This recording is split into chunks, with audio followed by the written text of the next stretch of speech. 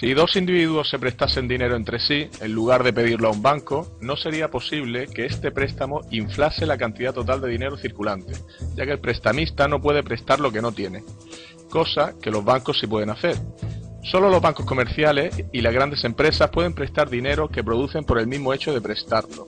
Irving Fisher, economista, en su libro 100% Money, 1935.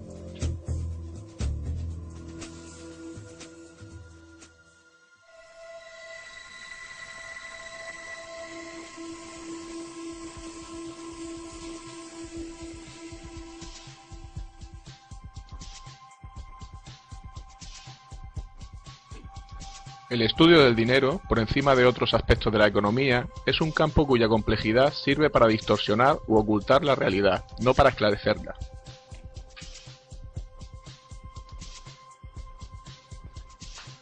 La lucha dormida, latente durante siglos y que tendrá lugar tarde o temprano, es la del pueblo contra los bancos.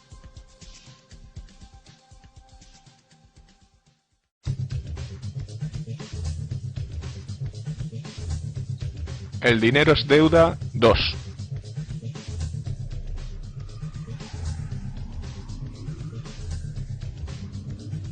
Promesas incumplidas.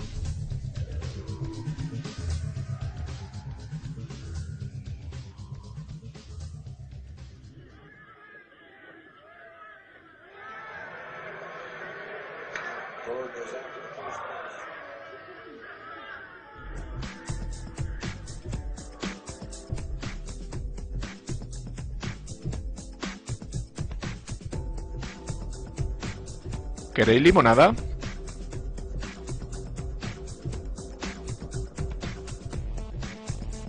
Esto es por un trabajo bien hecho.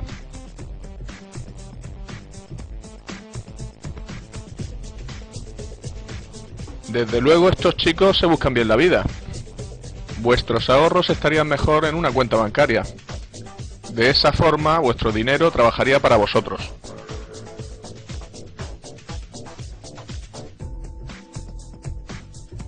Hola, nos gustaría abrir 2 cuentas en el banco, por favor. Tenemos una cuenta en el banco como las personas mayores y podremos sacar el dinero cuando queramos. Quizás su primera experiencia al ingresar dinero en un banco fue similar a esta. Años más tarde, todavía recordará el balance de su cuenta corriente como si fuera su dinero, pero lamentablemente esto no es cierto. Si contratamos una caja de seguridad en el banco, los objetos valiosos depositados son todavía nuestros. Simplemente alquilamos espacio para almacenarlos. En lenguaje común, la palabra depósito significa guardar algo, pero su uso en el lenguaje bancario es sustancialmente distinto. El depósito bancario es en realidad un préstamo. La cantidad guardada o depositada en el banco en realidad indica lo que el banco nos debe. Registra solo la promesa del banco de pagarnos esa cantidad de dinero. Y este hecho es importante. La verdad es que desde hace tiempo nuestro dinero se ha convertido en el dinero que el banco utiliza para hacer lo que le plazca. Todo el dinero en el banco le pertenece a él, no a nosotros. Por ello, el banco nos paga intereses por los depósitos. En realidad, prestamos dinero al banco.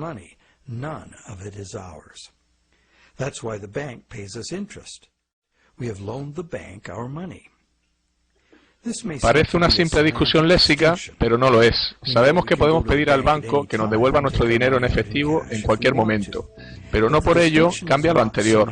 No es una discusión trivial, es importante. ¿Qué pasaría si algunos de nosotros supieran realmente el modo en que trabaja realmente la banca? Toda la economía actual se sustenta en un sistema de crédito bancario, y cuando ese sistema deje de funcionar, todo el mundo sufrirá. Impagos, embargos, bancarrotas, quiebra bancaria, rescate gubernamentales.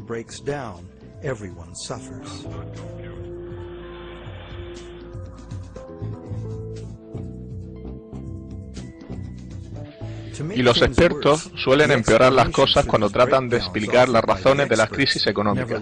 Nunca se fijan en las causas últimas. Deberían empezar por decir que las monedas y billetes suponen solo entre el 1 y el 5% del dinero total en circulación. Todo el dinero que hoy tenemos fue creado en su día como capital de un préstamo bancario. Not only does this make the existence of money entirely dependent on the existence of bank credit, it makes the system as a whole bankrupt by design.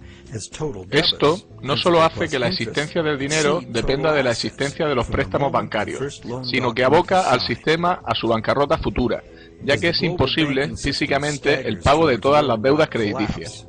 Es por ello que el sistema bancario global camina hacia el colapso. Cada vez más gente se da cuenta de las prácticas bancarias actuales. Muchos han perdido sus casas y trabajos gracias a estos usureros modernos. Va siendo hora de que la gente entienda qué es el dinero y fuerce cambios en su modo de producirse.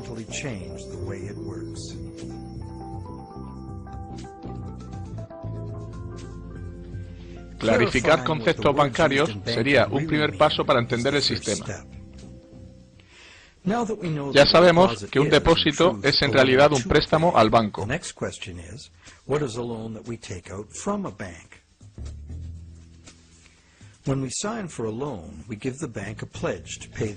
Cuando firmamos un préstamo, prometemos pagar lo prestado más un interés.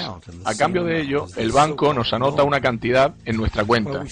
Decimos que el banco ha puesto el dinero en nuestra cuenta.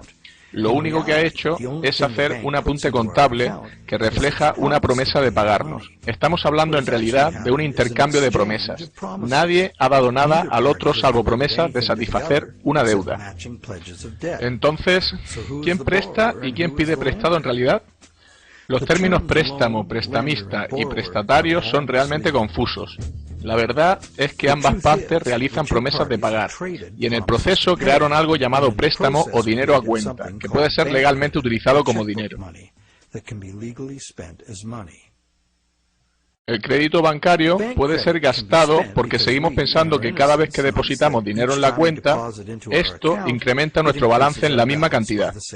De hecho, si no ponemos algo en nuestra cuenta, estará vacía. De este modo, se asume con naturalidad que el dinero depositado en la cuenta es algo puesto allí.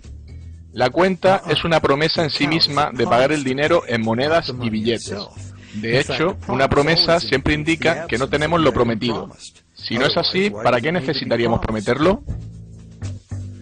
Ahora ya sabemos que todos los apuntes bancarios son promesas de pago, y que el banco y el prestatario simplemente intercambian promesas, y que solo con teclear un ordenador, la cuenta del prestatario consigue un balance positivo, sin nadie depositando físicamente dinero real. Ahora conoces el origen de lo que llamamos préstamo bancario. La banca comercial crea dinero anotado cuando autoriza un préstamo, simplemente añadiendo dólares en sus libros de cuenta a cambio de una promesa de pago futuro del prestatario.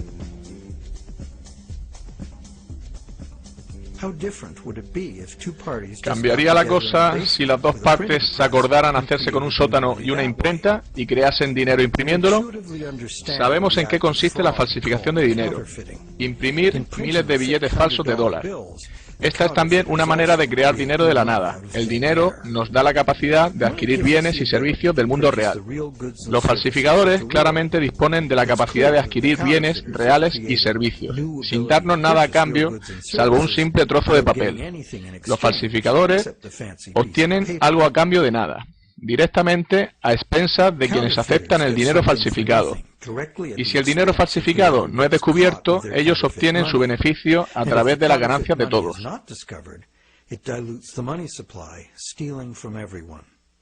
Falsificar es un delito grave y es fácil de entender por qué. Subvierte la norma social elemental: no robarás. Sin embargo, pedir un préstamo bancario también crea más poder de compra. A pesar de ello, en lugar de considerarlo una forma de robo, lo consideramos la base de nuestro sistema monetario.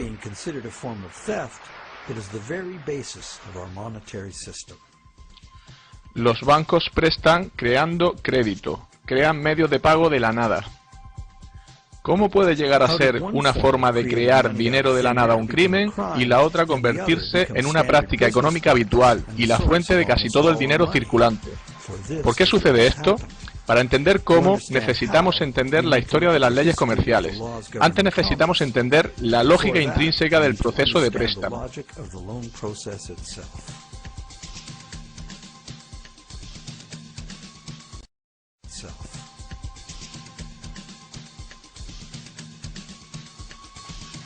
Anatomía de un préstamo.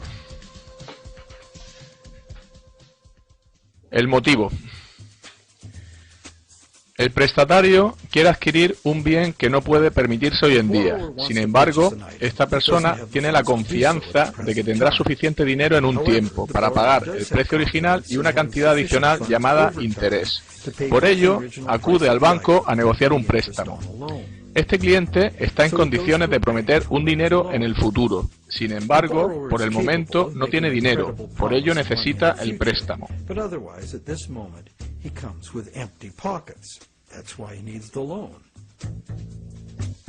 El método.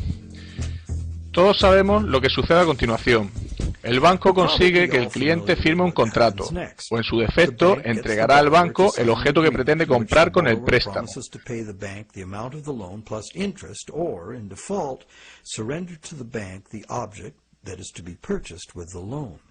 Esta operación se realiza miles de veces al día en todo el mundo. Pero existe un problema. ¿Cómo puede el cliente prometer algo que no posee todavía? Si yo quisiera pedirte un préstamo de $10.000 para un crucero por Europa, ¿podría poner como garantía el coche de mi vecino? Evidentemente no, porque no tengo derecho legal a darte el coche de mi vecino, y da igual cuánto te deba. En lugar de eso, yo prometí comprarle a mi vecino su coche con los 10.000 que me prestarías. La situación cambia.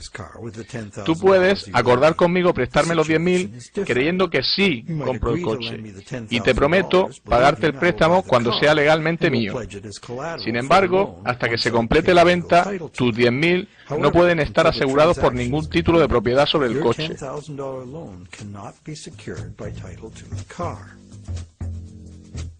La secuencia de los problemas que vienen a continuación puede permitir evitarlos fácilmente.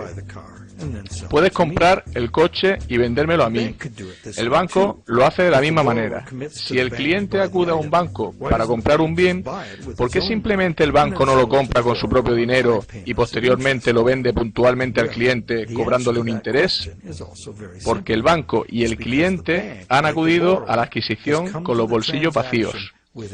El banco cumple su parte del préstamo creando una cantidad para el prestatario. La verdad es que el autodenominado prestatario ha empeñado su cuenta adquiriendo un coche. Como consecuencia de esto, todavía no lo posee. El banco, que en teoría le ha prestado el dinero, no lo ha aportado físicamente, y si todo va bien, nunca lo hará. Aceptación del fraude. El cliente prestatario cree que los números de su cuenta representan su dinero en el banco. Como el resto de nosotros no entiende la diferencia entre dinero existente y promesa de dinero.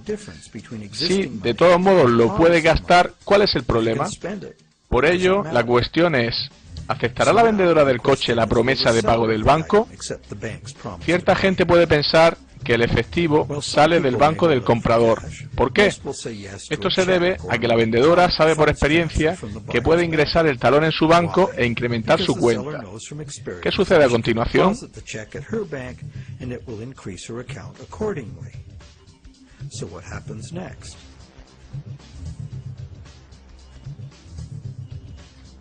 Equilibrando las promesas. Obviamente, el banco del comprador ahora debe al banco del vendedor la cantidad del préstamo. Por ello, puedes pensar que el dinero sale del depósito del banco que da el préstamo al del banco del vendedor. La promesa del cliente prestatario se ha transformado durante la transacción en una promesa de pago al banco del vendedor. Por ello, el banco del comprador debería transferir una cantidad de dinero al del vendedor, ¿cierto? Esto es cierto solo en una pequeña parte. En el largo plazo, tan pronto como el banco consiga su parte limpia de depósitos, la cantidad de dinero existente que el banco necesita para cubrir sus préstamos puede ser teóricamente igual a cero. ¿Cómo? Bien, imagina primero que la vendedora tiene su cuenta en el mismo banco que el comprador. Deposita el talón del comprador en su cuenta y el banco completa la transacción reduciendo la cuenta del comprador en la misma cantidad que incrementa la del vendedor. Como ambos apuntes son solo promesas, existe dinero real en la operación. ¿Cuál es el resultado final? El banco ha creado un préstamo para el cliente por valor de $10.000. El cliente ha comprado el coche, un objeto real, físico y tangible, y el vendedor lo ha pagado con un préstamo de $10.000. Sin embargo, un trato que implicaba $10.000 en bienes materiales reales fue satisfecho con $0 reales por parte del banco o de otra persona. Por si fuera poco, el banco retuvo esta nueva cantidad de dinero generado, además de hacerse con los intereses e incluso con el coche en caso de impago. En mi pueblo esto se llama magia.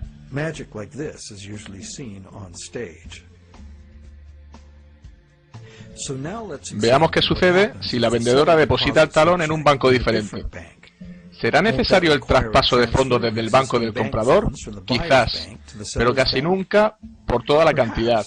Esto se debe a que el sistema bancario funciona como un todo. Para ilustrar esta situación, añadiremos otra transacción a este escenario.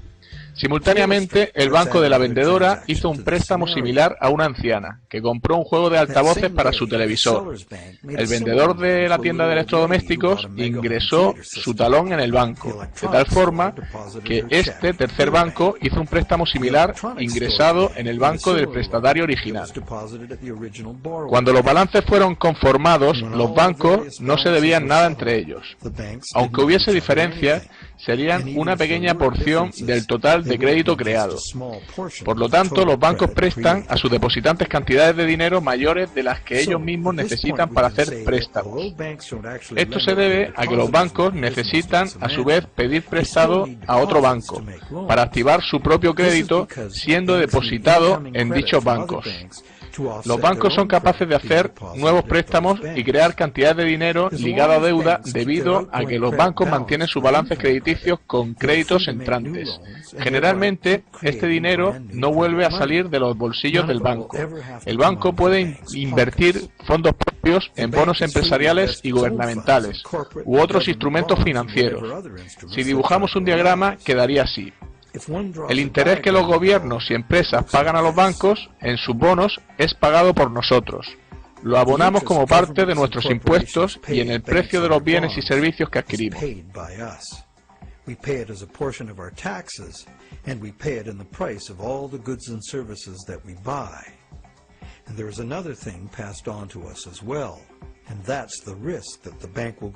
También nos sucede que el banco puede quebrar y no ser capaz de satisfacer sus promesas de pago. Ahora te preguntarás, ¿cómo puede un banco ir a la quiebra si no puso dinero en primer lugar? ¿Qué pueden perder ellos? La respuesta es que los bancos no son lo mismo que los falsificadores. A los bancos se les permite crear nuevo dinero, pero solo sirviéndose de reglas contables. Solo pueden fabricarlo anotando la deuda del prestatario como un activo. En el lado positivo está su balance, en el negativo firmado por el préstamo de su balance, o lo que los bancos llaman confianza en los depósitos creada por el banco. Cuando un cliente cae en el impago, el activo que aseguraba la transacción es embargado por el banco y vendido. En un mercado a la baja es muy común que el nuevo valor del bien no cubra el valor del dinero que el banco prestó, ya que éste se basaba en un valor previo superior. Esto debe mostrarse como una pérdida en los libros contables. Cuando los embargos suben y el mercado inmobiliario colapsa, el valor de los bancos se evapora de forma colateral, a medida que las casas bajan de precio, exponiendo al banco a enormes pérdidas. En verdad, solo se trataba de números creados de la nada, pero los bancos deben actuar conforme a dictados de esos números. Y las consecuencias de que un banco vaya mal pueden incluir parálisis económica, desintegración social, caos financiero total, hambre y guerra. Quienes viven de los números pueden también morir a causa de ellos. Es terrible pensar en cómo una calculadora puede escribir un epitafio.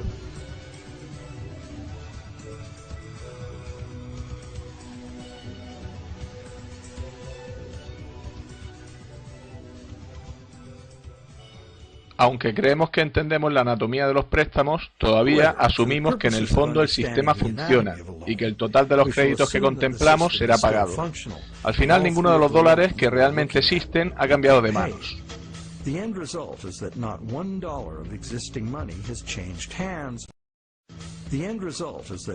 Pero 30.000 nuevos dólares de dinero crediticio fue creado y gastado, y cada uno de los 3 bancos consiguieron intereses por valor de 10.000 dólares.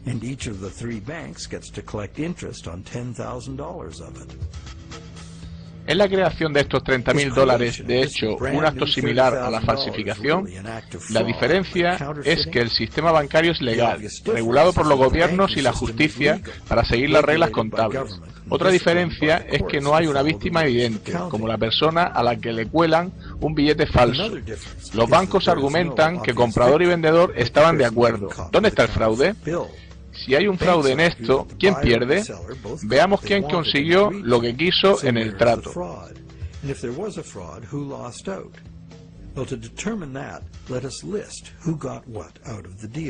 El que pide prestado consigue el bien que desea en términos que está dispuesto a aceptar.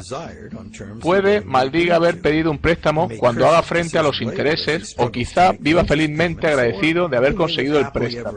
La vendedora consigue un incremento de su saldo, en cuya cuenta desde niña acostumbraba a pensar se guardaba el dinero en el banco. Confía que podrá gastarlo cuando sea necesario y a voluntad. Lo que a la vendedora le importa es que le paguen todo. Está contenta. ¿Alguien resulta perjudicado como resultado del negocio? ¿Hemos contemplado todas las partes en esta transacción? También está el banco, que consigue recaudar intereses gracias a su promesa de pagar. Ese es el negocio y así se suele hacer. ¿Alguno más? ¿De dónde sale el coche? Es un objeto tangible, real. Son necesarios recursos, energía y trabajo para producirlo. Si en este trato consideramos a la sociedad como una tercera parte y el mundo real y natural de donde todas las cosas provienen, porque el nuevo dinero creado en la transacción no quedará aquí, fluirá a la circulación general, al mundo real. En último lugar, es el mundo real el que recibe ese dinero y del que sale el coche. Este nuevo dinero podría estimular nuevas producciones, incrementando temporalmente la economía y haciendo a la gente feliz. Frecuentemente así sucede.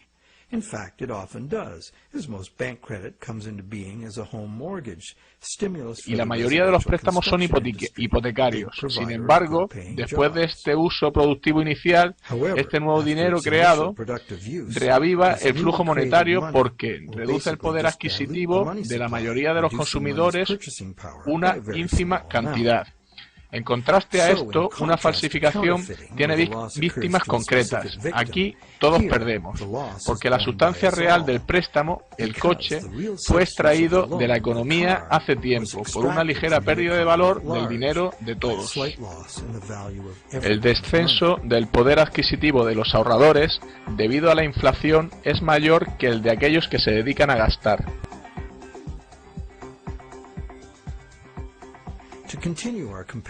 Siguiendo con la comparación entre falsificación y préstamo bancario, nos encontramos que la primera es generalmente detectada y el dinero puesto fuera de la circulación, causando una pérdida directa a quien lo aceptó. No hay garantía de cuándo será detectado, ni una agenda para su retirada de la circulación. El crédito bancario es también puesto fuera de circulación cada cierto tiempo. Cuando se devuelve el préstamo, la parte principal o capital de cada pago se extingue. Recuerda que casi todo el dinero existente hoy en día se debe al crédito bancario. Sin embargo, cada dólar que llega a manos del banco queda registrado para ser utilizado algún día en amortizar capital de un préstamo, con lo que se retira de la circulación a la economía en forma de intereses a depositantes de una cuenta u otras obligaciones del banco.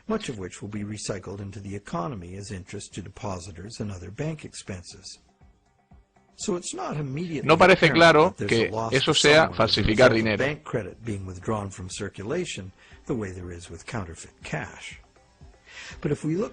Pero si miramos más detenidamente, encontramos algo interesante. No necesitamos más que conocimientos aritméticos elementales para entender el poder que nos da controlar los flujos monetarios. ¿Y por qué el sistema actual necesita expandir continuamente la deuda o llegará al colapso?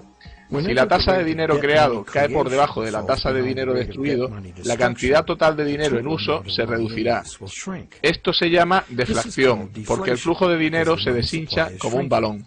El resultado es menos dinero referido a los bienes y servicios disponibles. Cuanto menos dinero haya para pagar bienes y servicios, los precios de los mismos irán más a la baja. En principio, esto suena bien y pudiera ser cierto si el dinero no fuese creado como deuda e interés. La deflación es un buen negocio para quienes no están en deuda, pagado en bienes y servicios a nuestra elección.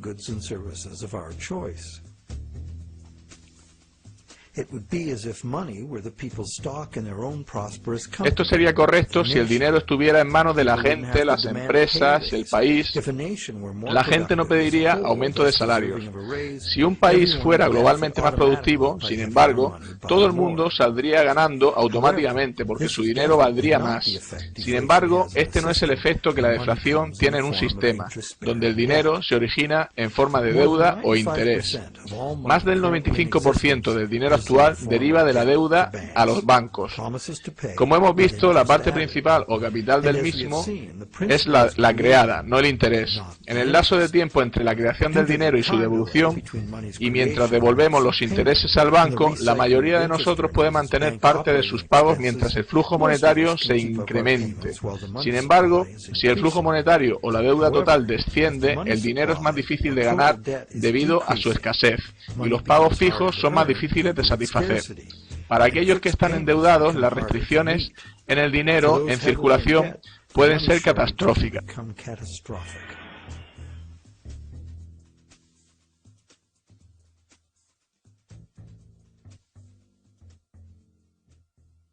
La economía mundial descansa en el consumidor. Si deja de gastar el dinero que no tiene en cosas que no necesita, estamos acabados.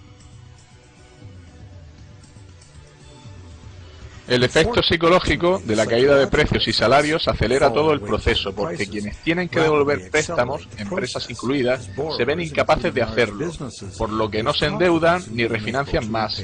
Sin préstamos nuevos para refinanciar a los viejos, el flujo de dinero se reducirá, resultando de ello un descenso en el empleo y el poder adquisitivo, incluso en el caso de que haya abundancia de recursos y capacidad productiva.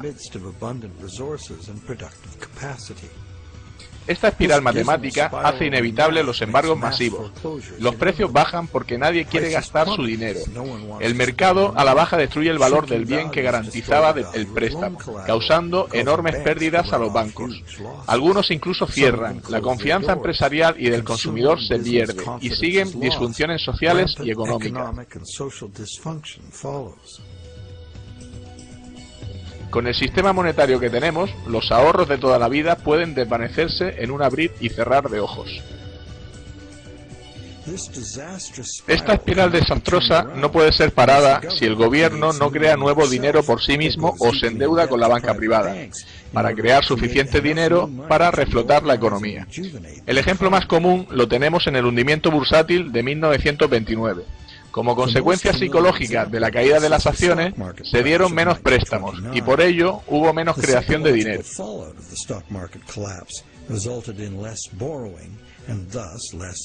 La Reserva Federal no hizo nada para evitar la deflación y en 1932 el flujo de dinero se había reducido a un tercio. Mucha gente perdió su hogar porque el dinero para pagar las letras de su piso simplemente no existía. En 1932, Franklin Delano Roosevelt llegó a la presidencia de Estados Unidos.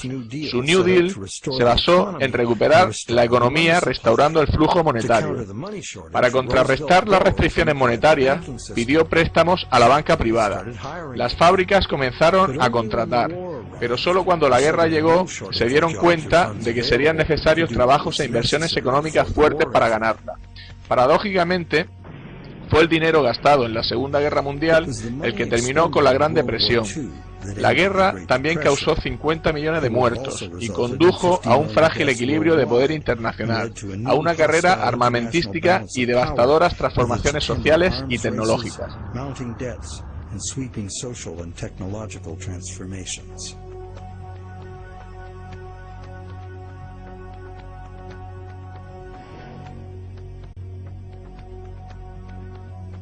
Cuando un gobierno depende de la banca para conseguir dinero, ellos y no los gobernantes controlan la situación, ya que la mano que da está por encima de la que toma.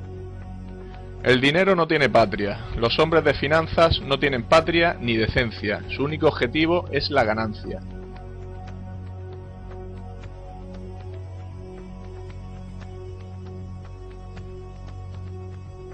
No volvería a hacer la guerra en favor de ciertas inversiones deleznables de los banqueros. Solo hay dos cosas por las que vale la pena luchar: para defender nuestros hogares y por la Carta de Derechos de nuestra Constitución. Hacer la guerra por cualquier otra razón es simplemente un crimen. No hay nada para nosotros salvo caer cada vez más profundo en deudas con el sistema bancario para conseguir las cantidades de dinero cada vez mayores que la nación necesita para su expansión y crecimiento. Nuestro sistema monetario no es mejor que una trampa.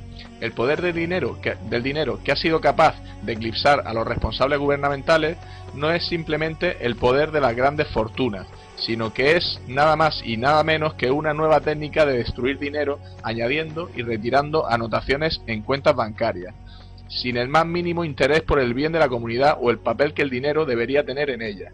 Permitir que eso derive en beneficios a particulares es crear primero un brazo secreto e ilegal del gobierno y por último un rival con fuerza suficiente para subvertir cualquier forma de gobierno. Un sistema monetario justo es la única alternativa. El ciclo de bonanza y pérdidas económicas es generalmente llamado ciclo de los negocios, como si fuera algo natural, como el ciclo del carbón o el agua. Estos ciclos naturales son dirigidos por el sol, pero ¿qué guía el ciclo de los negocios? Una respuesta es la creación y flujo de dinero, que como vemos depende de los préstamos. Veamos lo que pasa durante el periodo de vigencia de un préstamo. Ya sabemos que un préstamo no es más que la promesa de pagar de un banco, que el banco crea en su libro de cuentas. Eso es lo que sabemos. La promesa de pago del banco es generalmente gastada en un bien o servicio, y se le permite circular, haciendo fácil y sencillo el intercambio de estos bienes o servicios. Como medio de intercambio, hoy prometemos pagar dinero. Making the efficient exchange of goods and services easier to accomplish. As a medium of exchange, today's Nada supera su usabilidad y flexibilidad. Sin embargo, no se crea dinero para pagar el interés, con lo que se trata de una situación a la larga imposible de resolver. Es decir, si los prestatarios tuvieran que pagar todo el interés que se debe de golpe, tendrían que luchar por una cantidad de dinero circulante existente, que sería en todo caso inferior a lo que deben. El porcentaje que sería incapaz de cancelar sus préstamos sería simple de calcular. Sin embargo, el interés generalmente se paga a lo largo del tiempo y no de una vez. Si los ingresos por intereses revirtiesen al flujo económico como gasto, estarían disponibles para ser gastados repetidamente. Entendido esto, es relevante saber si los intereses son de hecho impagables.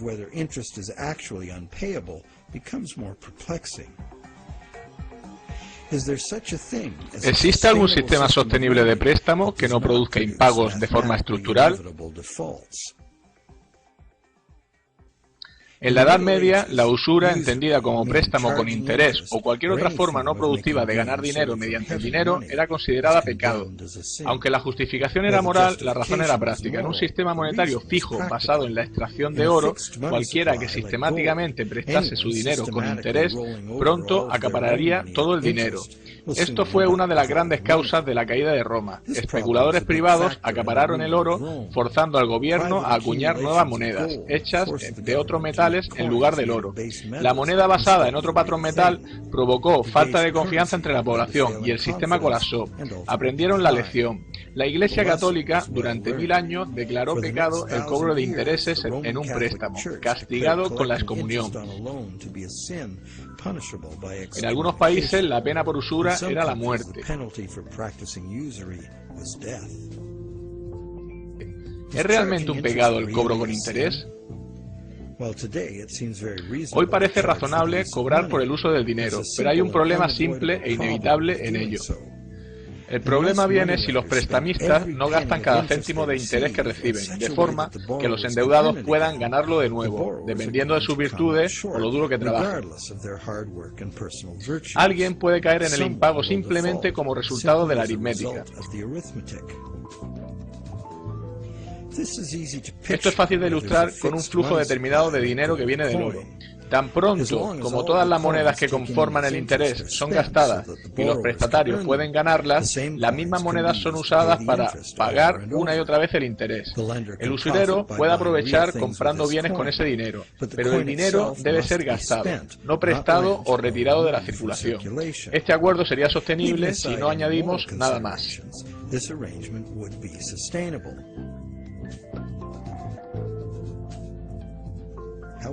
Sin embargo, si las monedas que eran parte del interés son represtadas como interés, son eliminadas de la circulación o guardadas, va a existir una falta de circulación de moneda para pagar las deudas. Esta situación no tiene grandes diferencias con nuestro sistema de deuda actual. Como hemos visto, cada dólar creado hoy día proviene de una deuda. Después será cancelado por un pago por el valor del principal del préstamo con el que se creó. Por esto, dos cosas son necesarias para los que suscriben préstamos, si quieren ser capaces de pagar la cantidad inicial más los intereses.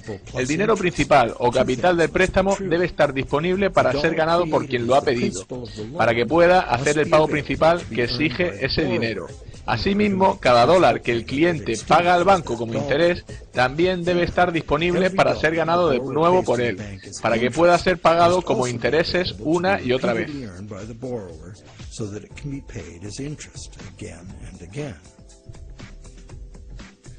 Hay un dicho que ha ganado popularidad acerca de los préstamos, y es que como los bancos gastan el rendimiento de las operaciones en interés para depositarios y en forma de dividendo para sus accionistas, en realidad existe suficiente dinero libre en circulación para realizar todos los pagos. Sin embargo, esa idea es de una extrema simpleza. Aquí se muestra lo que sucede si alguien como tú, yo o un prestamista no bancario obtiene un dólar y lo presta con interés. Bien, ahora el mismo dólar es propiedad de dos prestamistas y se le añaden dos intereses. Además, este dólar es prestado, repagado y represtado por el prestamista secundario. Ya no está disponible para satisfacer los intereses del préstamo principal que lo creó, salvo como parte de otro préstamo.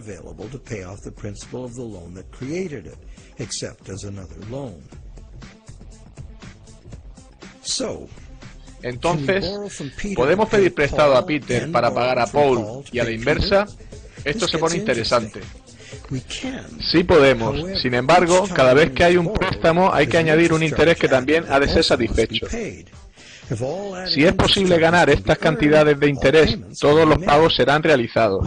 En esto basa muchos economistas y defensores del modelo actual. Arguyen que no puede haber una escasez de dinero y que los pagos pueden realizarse. Pero se trata de un axioma falso. Por ejemplo, si prestamistas secundarios consiguen cantidades de este dinero, el dinero será prestado una y otra vez, de forma perpetua, siempre con interés. Cada vez se añadirá una cantidad que será imposible de pagar. Esa es la razón por la que cada interés se carga en el sistema como un todo. It stands to reason that for each added interest charge in the system as a whole, something extra is demanded. Algo extra del sistema en su conjunto sería necesario para que fueran pagables. Esto afecta tanto a productores, gobiernos y consumidores. La competición para vender más necesita bajar los precios para conseguir mayores ventas y nos lleva a la superproducción y saturación del mercado. Como consecuencia, puede crecer el desempleo, cerrar factorías y haber bancarrotas.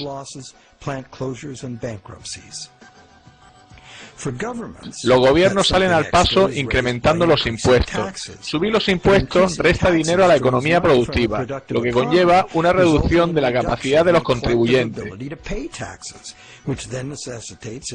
Cuando lo necesitan los gobiernos piden préstamos y afrontar en el largo plazo más intereses.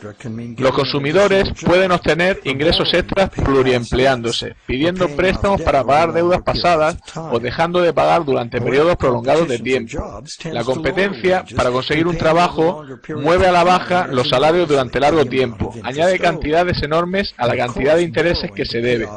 Y pedir prestado para cancelar deuda es como querer cerrar un agujero cavando. Es la situación en la que nos encontramos ahora. Los productores no pueden vender más porque los consumidores no pueden permitirse comprar. Los gobiernos creen que bajar los impuestos estimula el consumo, compensando de esta forma los escasos ingresos de los consumidores, que compiten por un mismo puesto de trabajo. Sin embargo, cualquier incremento global en la cantidad de intereses lastra el sistema monetario, provocando escasez de dinero dentro del mismo. Esto se debe a que la economía productiva real debe limitarse a la disponibilidad de los recursos naturales.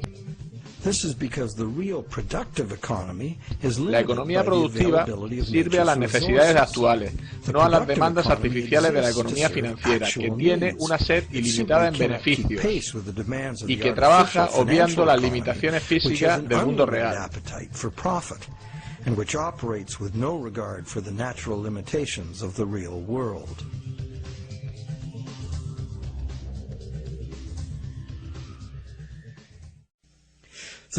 Creer que siempre habrá dinero para pagar los intereses pudiera parecer razonable. Sin embargo, está lejos de ser cierto. Debería serlo al 100%, pero es imposible. Por un lado, existen muchos prestamistas secundarios que no son bancos y añaden sus tipos de interés al dinero que ya está cargado con él.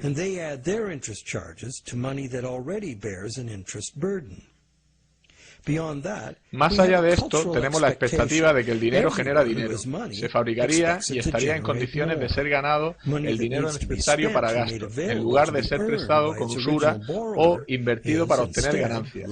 Sin embargo, podemos concluir que esas dos condiciones, que deberían ser verdaderas para todos los deudores de préstamos, tanto en el capital como en el interés, y que por eso estarían en condiciones de cancelar su deuda, no se dan en el sistema actual. No existe en el sistema actual restricción alguna a la refinanciación por terceros del dinero que fue creado como préstamo. No existe intención alguna de los bancos de poner las ganancias a disposición de los deudores para ser ganadas y que puedan pagar sus deudas. Muy al contrario, los bancos invierten esos beneficios en conseguir más beneficios. Pero no solo son los bancos los causantes de esto. Cualquiera que entra en el ciclo del préstamo contribuye a hacer más grande la burbuja, a expensas de quienes no serán capaces de conseguir dinero para cancelar sus deudas y que se verán obligados a refinanciarlas hasta ser embargados. Una bola de nieve mayor se agranda más rápido. De la misma forma, crecen los intereses en un préstamo mayor. El rico se hace más rico y el pobre se hace más pobre. El dinero necesario para los prestatarios, en su reino inferior de la economía productiva, del trabajo diario, sube unos escalones para jugar en el casino del mundo de las ganancias financieras abstractas.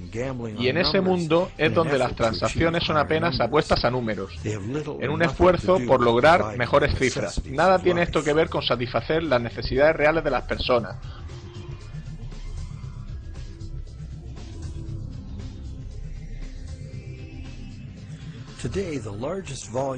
Hoy la mayor cantidad de dinero está cambiando de manos, como si de un juego de azar se tratara. Las bolsas, el mercado de la deuda y otros elementos financieros son manejados por bancos y fondos de inversiones para obtener el máximo beneficio posible. El volumen del comercio en los mercados de divisas extranjeros en una sola semana sobrepasa el volumen total del comercio mundial de bienes reales en un año. El dinero está continuamente manejado por especuladores, buscando beneficios en las fluctuaciones monetarias, que existen solo en la economía de casino en que se mueven. ¿Y en qué medida es impagable el monto de intereses de la deuda de hoy? Solo podríamos saberlo con certeza juntando todo el dinero del mundo. Con 6.000 millones de personas ganando, gastando y pidiendo y dándose préstamos, los flujos monetarios internacionales son casi tan complejos como las corrientes oceánicas. Son impredecibles. Pero la dirección es bastante clara y simple. La misma vieja historia. Los ricos están incrementando más y más sus apuestas en la economía, en donde sus clientes prestamistas no tienen apenas oportunidad de lograrlo. La única posibilidad de subsistencia del sistema es crear más dinero, y como el dinero se crea como deuda, la única manera de sostener el sistema es crear más deuda de forma que sea, incluyendo créditos para clientes poco fiables, para gastos enormes de defensa y seguridad estatales y rescates a bancos.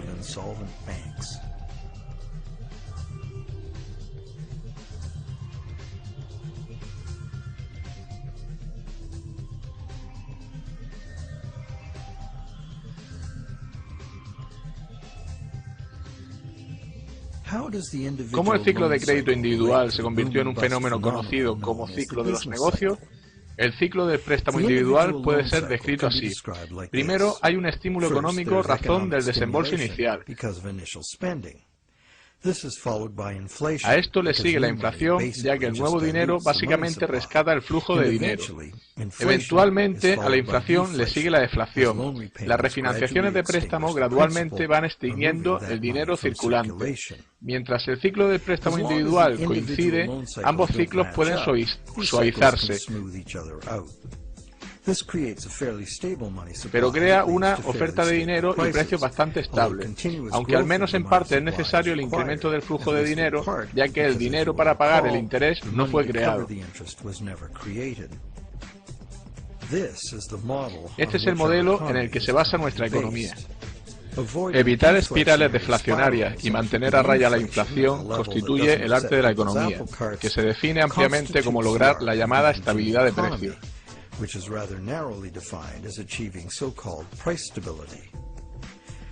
Sin embargo, si echamos un vistazo al poder adquisitivo del dólar a lo largo del siglo pasado, instantáneamente se revela lo que significa la estabilidad de precios en bienes reales. El dólar ha perdido casi todo su valor, un 96%, y lo sigue haciendo en la actualidad. No estamos logrando la estabilidad de precios. Claramente se necesita estudiar psicología para entender la naturaleza humana. El ciclo del crédito individual dentro del fenómeno colectivo del ciclo del negocio. La simple razón es que si una persona ve grandes perspectivas en un negocio pidiendo préstamos correctamente y expandiéndose, otros confían en lograr lo mismo.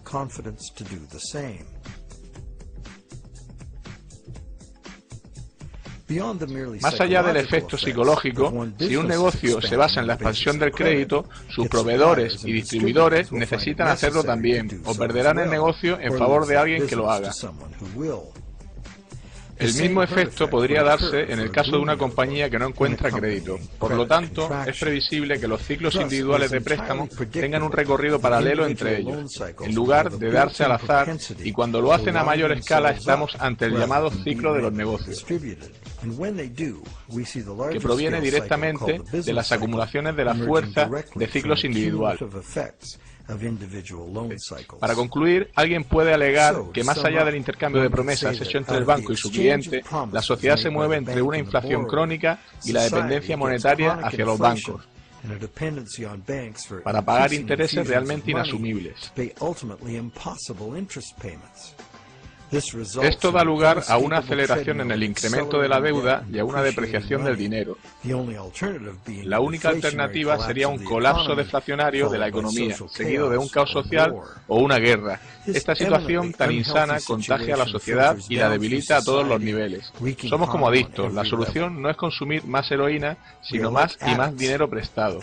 Y eventualmente nuestra capacidad colectiva para prestar y refinanciar préstamos está agotada. Ello nos lleva a expandir el crédito hacia nuevos mercados, creando esencialmente un instrumento para conducir a más personas hacia una deuda perpetua. En Estados Unidos, esta expansión continua de la deuda ha alcanzado más de 53 trillones americanos de dólares de deuda, lo que supone unas 5 veces los ingresos anuales de todo el país. ¿Está el mundo feliz del final de esta transacción crediticia? Seguramente no. En realidad vivimos ajenos al origen de los problemas. La banca actual es un sistema ilusorio, basado en la falsificación y que busca el control social. ¿Qué pasa con los bancos? ¿Cómo consiguen ganancias como resultado de esto?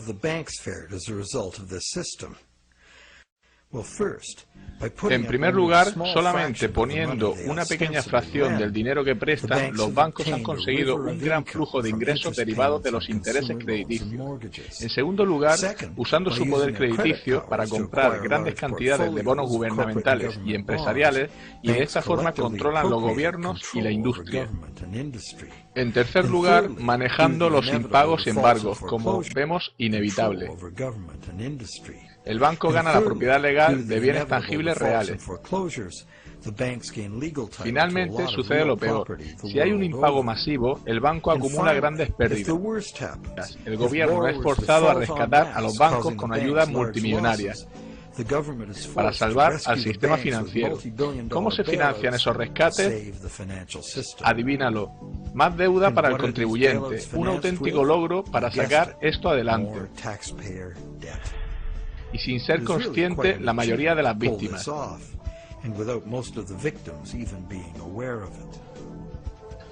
Si estás pensando que debería haber una ley, en realidad hay un conjunto de ellas que legaliza esto. ¿Cómo un sistema como este llega a convertirse en ley?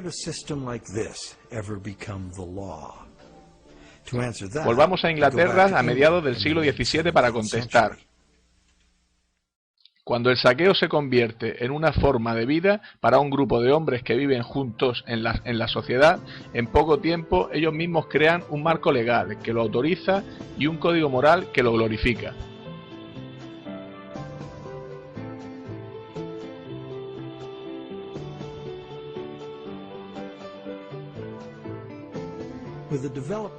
Con el desarrollo de mejores embarcaciones y las nuevas exploraciones que permitieron, el comercio se expandió rápidamente.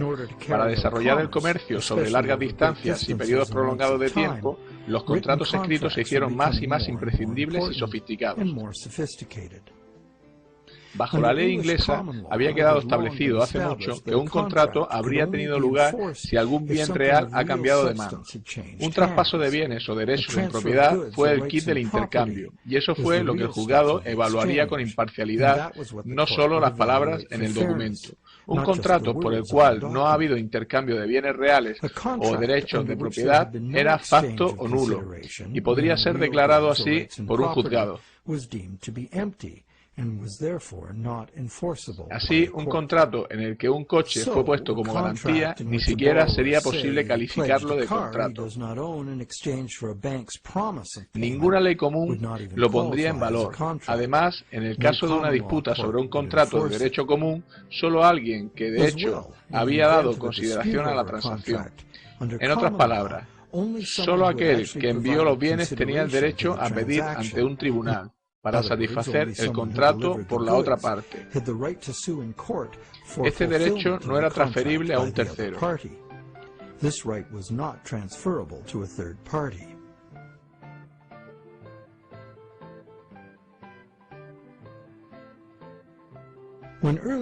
Cuando los comerciantes pioneros iban en expedición con bienes, compraban los bienes de su país con moneda local y los vendían en moneda extranjera de un país distinto. Con este dinero compraban bienes locales en ese país y los traían de vuelta al suyo para venderlos en la moneda local. Bastante sencillo. A medida que el comercio se sofisticó, los comerciantes se hicieron sedentarios. Simplemente contrataban barcos para realizar envíos. Esto dio a los comerciantes la libertad de importar mercancías de diferentes países, a los que ellos exportaban mercadería de su país. Sin embargo, sobrevino un problema. Los bienes exportados habían sido pagados con moneda extranjera, cuyo valor necesitaba ser gastado en algún lugar. Mover dinero en moneda conllevaba un enorme riesgo de robo, así como la pérdida de cierto valor en su conversión en un país diferente.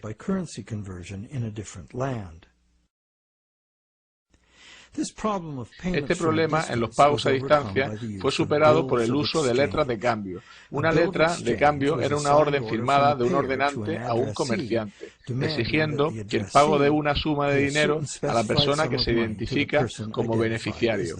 Estaban asegurados por firma y no podían hacerse valer ante un tribunal por un tercero ajeno a las partes originales.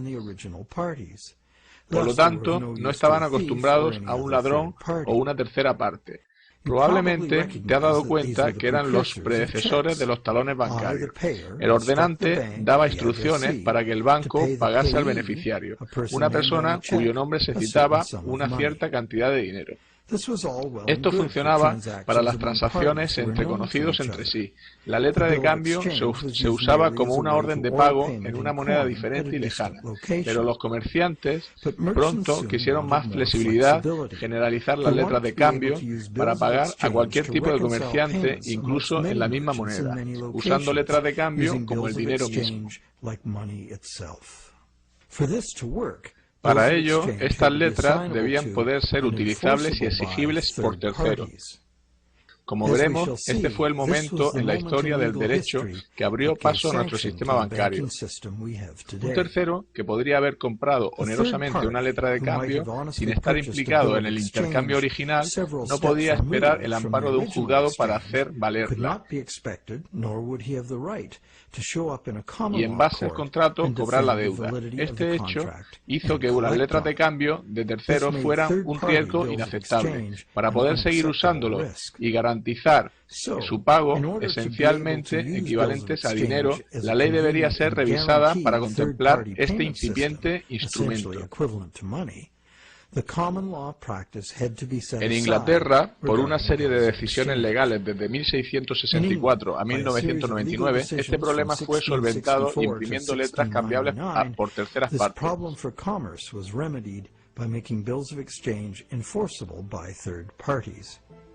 Si un tercero había comprado una letra a título oneroso y de buena fe, sin haber razón para sospechar fraude por parte del que se lo vendió, entonces esta letra automáticamente era vigente ante los tribunales por parte del signatario.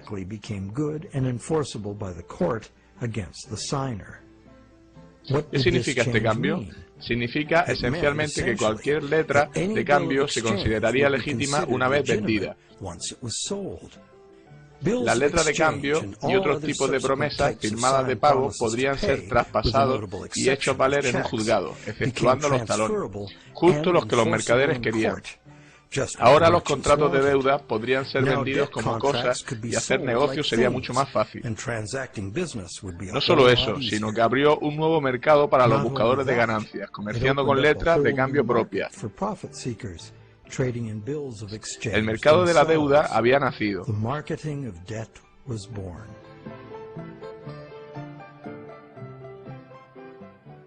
El cambio legal tuvo otro efecto también. Ahora era posible engañar y forzar a una persona a firmar una promesa jurídicamente vinculante para pagar, y luego, si esa promesa era adquirida por terceros de buena fe, podía ser esgrimida ante el signatario en un tribunal. En última instancia, esto se convirtió en uno de los principios rectores del Código Comercial uniforme, que rige los negocios en Estados Unidos y por extensión en el resto del mundo. Los sistemas monetario y tributario por completo están regidos por este código. Si compramos un portátil robado en la calle, somos culpables por ello. No importa si el dinero es nuestro y no sabemos que es robado. El juzgado retornará los bienes a su propietario original. Perdemos nuestro dinero como compradores, seamos o no inocentes. Incluso podemos ser acusados de delito. Pero si firmamos un contrato de préstamo y le damos un valor real en bienes fiduciarios, no importa que el contrato de préstamo haya sido alumbrado de forma fraudulenta. Quienes quiera que lo firmaron deben pagarlo según las leyes comerciales, y los juzgados darán vigor a la obligación. Hoy los contratos de deuda pueden darse en múltiples formas, incluyendo préstamos especiales e hipotecas.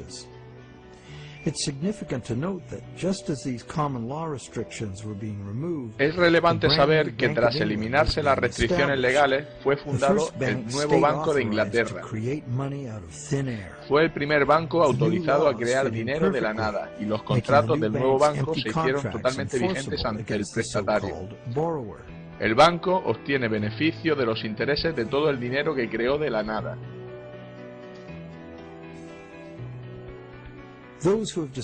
Aquellos que hayan descubierto la verdadera naturaleza de nuestros préstamos bancarios y hayan intentado retar sus contratos de deuda en juzgado moderno, habrán descubierto que estos contratos son una salvaguarda enorme del dinero como deuda. El banco debería haber vendido el contrato de préstamo original a una tercera parte por el valor, y aunque ese tercero es a menudo solo una empresa hermana del banco, todo lo que importa al juez es quién tiene el documento, qué pone y por quién está firmado.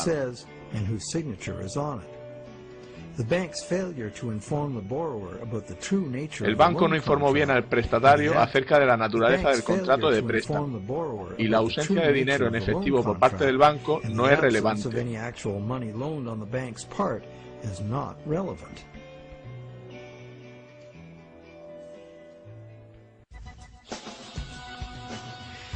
Y para concluir nuestra investigación, parece que las prácticas de la banca moderna descansan en diferentes violaciones de las leyes y el sentido común, así como de la justicia natural. La primera violación es el fraude que comete el que presta, al apropiarse de una propiedad que no posee todavía, y el banco es cómplice, ya que a sabiendas acepta la promesa fraudulenta como soporte para el crédito que crea.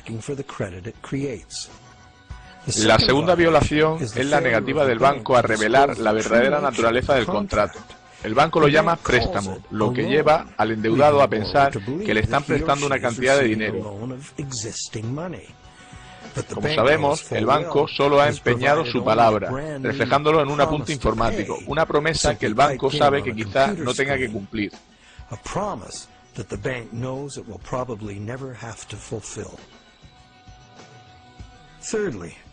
En tercer lugar, el contrato de préstamo debería ser inválido, porque los contratos imposibles son legalmente inválidos. El banco está creando un contrato imposible de cumplir, porque las condiciones requeridas para garantizar el pago del principal, más los intereses, no se cumplen, a menos que el sistema de reciclaje retorne el 100% del capital e intereses. Claramente no se cumple. Algunos prestatarios irán al impago y a perder los bienes que pusieron en garantía de sus préstamos, debido simplemente a restricciones estructurales del dinero.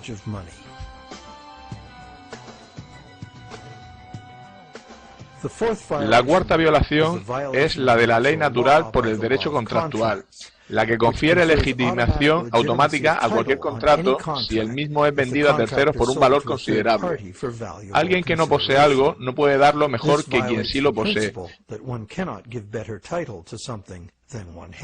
Pero quizá el mayor fraude de todos es que la mayor parte del pueblo que produce la riqueza real del mundo está en deuda y en riesgo de perder todo lo que han trabajado en manos de los bancos, que han convertido el dinero en meras promesas de pago. ¿A dónde nos lleva esto? Somos rehenes de una economía que crece cada día más rápido. Para mantener el sistema es necesario un flujo monetario.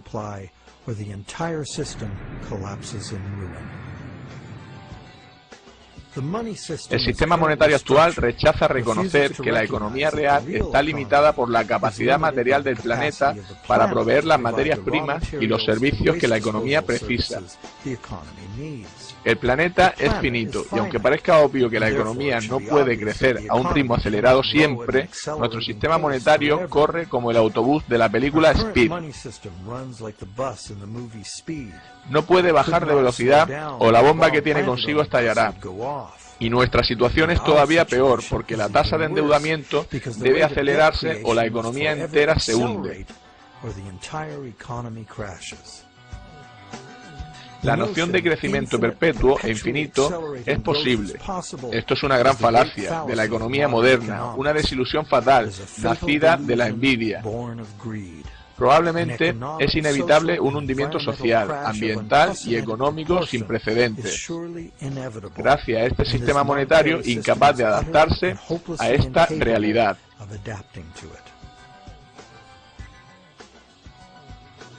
El sistema monetario necesita ser reconstruido desde el mismo suelo.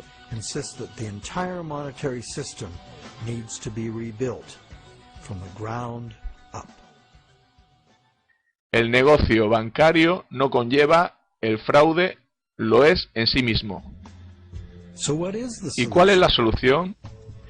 Mucha gente sugiere volver al patrón oro como referencia de las emisiones de moneda. Argumentan que el oro es la verdadera moneda, con un valor inherente. El principio subyacente aquí es que el dinero es valioso debido a su escasez, del mismo modo que el oro es escaso. La norma general dice que aquellos que sostienen esta visión creen que el dinero debería existir independientemente del gobierno.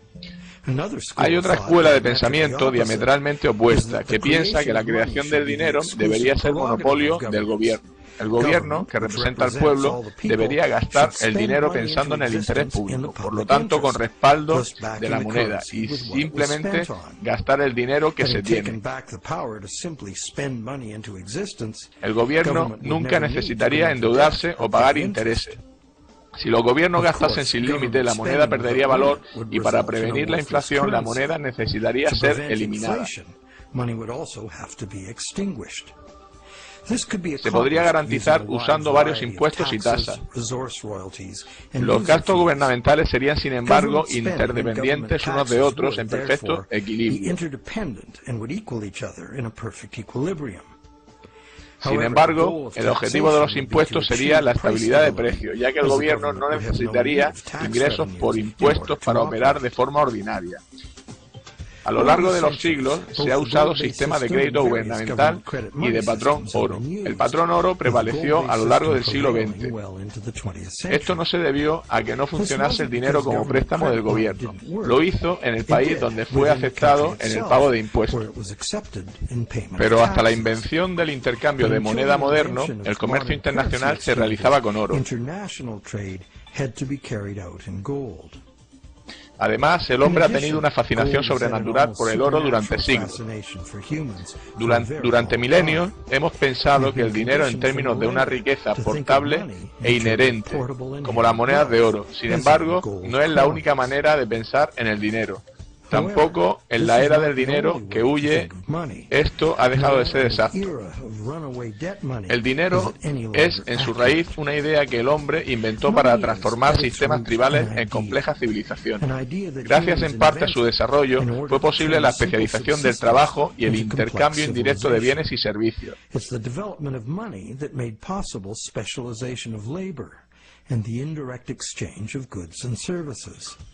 La historia del dinero va desde el trueque, pasando por las monedas y los billetes apoyados en oro, al dinero digital y ahora en las promesas de pagar ese dinero electrónico.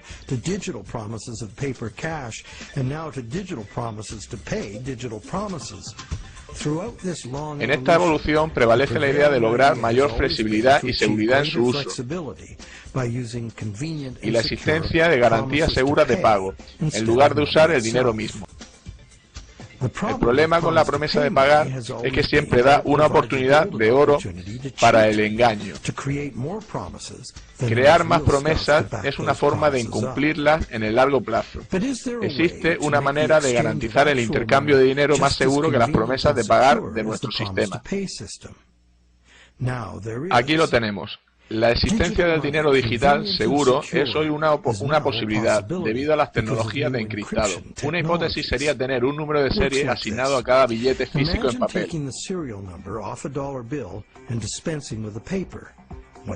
¿Qué tienes? Un dólar digital.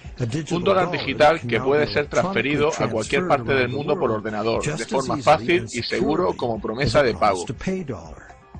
Pero, y este es un gran pero, el dinero digital, aun siendo electrónico, es tan bien como el metálico. No puede estar en dos lugares a la vez. Por ello, la multiplicación de promesas puede ser prevenida insistiendo en el pago ya sea en moneda, papel o de forma digital. No necesitamos mantener este dinero digital en un banco, ya que es de por sí seguro y puede ser transferido por Internet. Como dinero transferible, de forma instantánea, podría incorporar funciones inteligentes imposibles para otros tipos de monedas.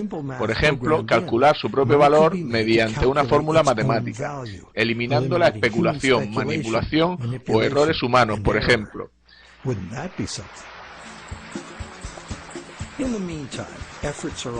Mientras tanto, se realizan esfuerzos para la reforma legislativa del sistema monetario.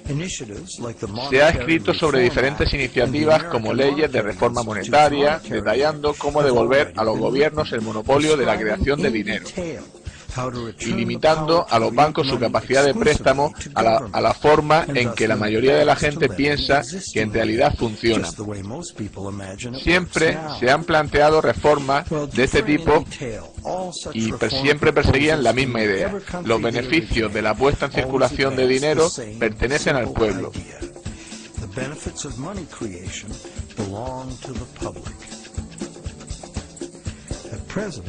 Hoy el dinero no es creado en beneficio de la sociedad, sino en beneficio de los bancos privados.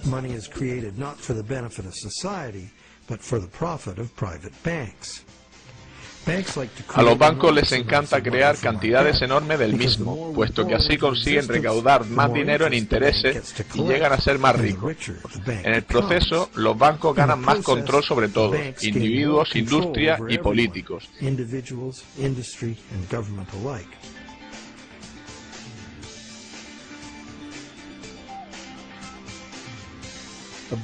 El dinero abundante conduce a burbujas especulativas que frecuentemente hace a quienes están dentro del sistema más ricos. Estas burbujas inevitablemente explotan por cada petición de interés impagable. Hay muchos perdedores, gobiernos incluidos, que además de verse cargados con la crisis y deudas enormes, deben aumentar los impuestos para rescatar a los bancos, que son parte del problema. De otra manera, el sistema se hundiría.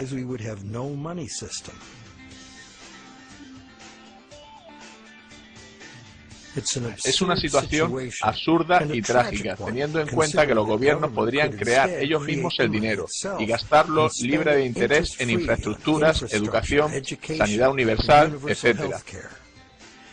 La mayoría de ese dinero, libre de deuda, se incorporaría a la economía como salario, circulando para beneficio de todos. Este tipo de dinero abundante apoyaría una economía productiva revigorizada en la que los ahorros de la gente podrían basarse en préstamos reales basados en dinero existente.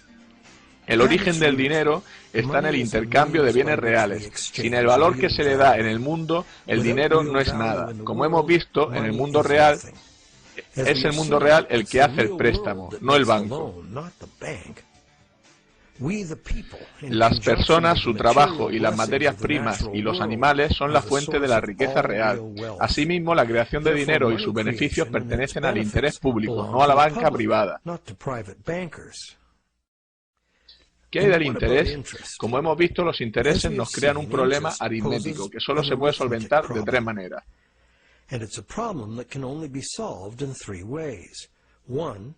Impagos y embargos, deuda perpetua del suministro monetario o la única solución preferible, un reciclaje al sistema del 100% del interés como en forma de gasto de los prestatarios. Pero este reciclaje solo puede ser cumplido nacionalizando la industria bancaria en bien del interés público. Por ejemplo, las ganancias de esta banca pública serían pagadas a todos los ciudadanos como dividendo, o se emplearían en inversiones gubernamentales en lugar de recurrir a impuestos, como se hizo en la Pensilvania colonial. Es una manera diferente en que se podría organizar el sistema monetario. Siempre ha habido alternativas y ahora también.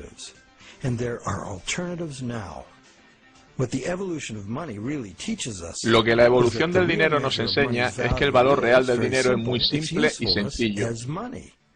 Hay diversas maneras de crear dinero útil. Por ejemplo, el dinero puede ser simplemente una promesa privada de pago, una promesa del dueño de un bien o servicio, como el intercambio de tiempo o el sistema LED. Miles de estas unidades de cambio existen ya, en círculos de confianza. Sus miembros pueden presumir del honor de darse crédito a ellos mismos. Dichas monedas podrían ser un salvavidas a pequeña escala para un eventual colapso del sistema bancario convencional. Cuando el dinero escasea, o por el contrario hay hiperinflación, una unidad de cambio propia basada en el trabajo puede sostener la economía local. ¿Son propuestas radicales? ¿Qué opinas? Existen retos sin parangón ante nosotros. Jamás el crecimiento exponencial nos permitirá sostener una deuda monumental, que debe incrementarse para prevenir el derrumbe del sistema cual castillo de naipes. Afrontaremos incrementos en la desigualdad en el acceso a la sanidad, la deuda, que es ya asfixiante, las quiebras bancarias y catástrofes sociales y medioambientales. Si no cambiamos radicalmente el curso, debemos transformar nuestro sistema monetario para adaptarnos al futuro. En primer lugar, necesitamos estudiar diseños monetarios que se puedan adaptar a un retroceso económico profundo, sin inducir a embargos y bancarrotas masivas.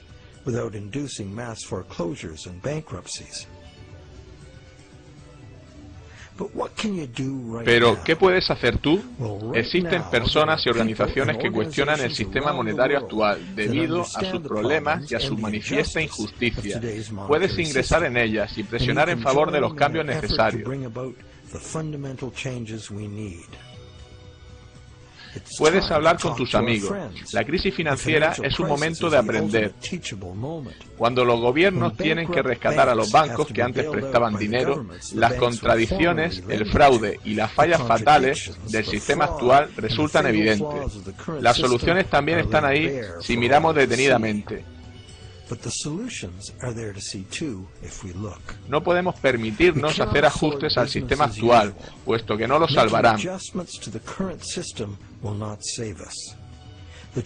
Son necesarios cambios radicales, buscando el bien de todos, no el beneficio y control de unos pocos. Debemos dejar atrás nuestras percepciones erróneas y desenfocadas para hacer esos cambios, afrontar el reto de una transformación completa. La realidad está ahí.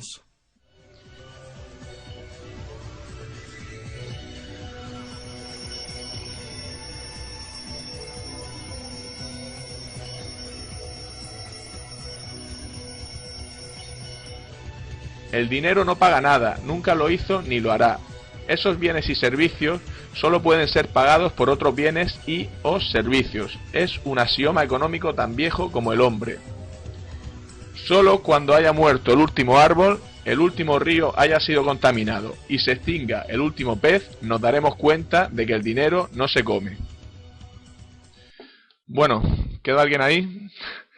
Espero que sí, porque esto de estar doblando, la verdad es que es un poco coñazo, ¿eh? Y además la información que aparece en el vídeo es importante. En realidad es la más importante para comprender en qué mundo vive. Yo os pido disculpas por los errores de traducción que haya podido cometer y sobre todo por lo que no he entendido y no haya sabido explicar bien, pero bueno, yo supongo que no habréis tenido demasiados problemas. Abrazos.